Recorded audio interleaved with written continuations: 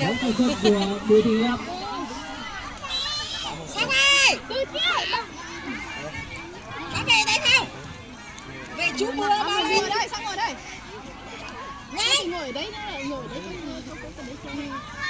Trời mưa nhanh vào đây. ngồi đây. Ngồi đây. Mưa sẽ trời mưa. Bùi Để Thị chị Hiệp. không cần đi nào. Bùi Thị Hiệp. Phạt lại rồi. Thấy chưa? Căn quay. Lên hết rồi. Quay căn tạo. Vì Thị Thúy sẽ là người thực hiện cuộc đá biên này. ba Rất căng.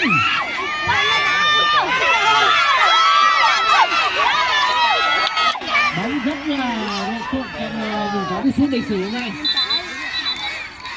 ở đâu trong trái mà Bùi Thị Hiệp. Bùi Thị Hiệp đã đánh